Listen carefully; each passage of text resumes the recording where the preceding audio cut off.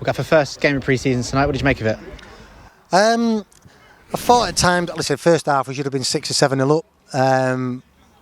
A combination of their good goalkeeping and our poor finishing, that lack of sharpness in the final third. When you get doing pre-season, you start the games, the most difficult thing is to sharpen up the end product, and you're playing a final third because that's where it's most difficult. So we could have scored a lot more goals. Second half, I must admit, the last 15-20 minutes became a bit of a drag. I know it didn't help with first of all Paul Smythe going off and leaving us with 10 men, and then Ruel going off and leaving us with 10 men. So it was a bit disjointed second half. But when you just throw two teams together like that, then they always become difficult. The most important thing today was getting 45 minutes into everyone, picking no injuries up. Unfortunately, we've picked up 2 niggles, and then obviously Aaron Drinan and Harry Smith pulled out before the game. So not great in terms of the injury little situation, but I'm quite confident we'll be back on Sunday training. I didn't see much in terms of what we wanted to work on, but again, we're at the we're baby steps at the moment. So we'll get there, we'll sharpen them up over the next week, and we'll build from that. A couple of new players had a chance to make an impression. Ant Giorgio did that pretty early on and looked pretty lively.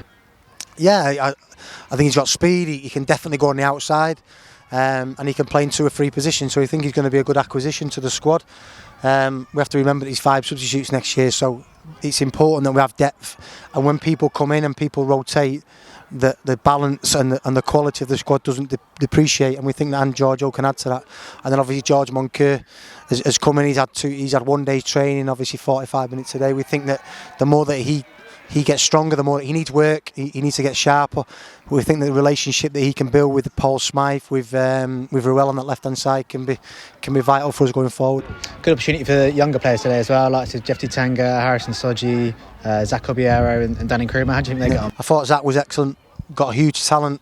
His feet in around the box, the way he manipulates the ball, I thought he was excellent. I thought he was the best of the young boys.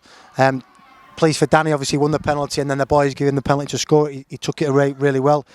Jeffy, a little bit naive in terms of giving the penalty away. He just could stand up there and he's no danger.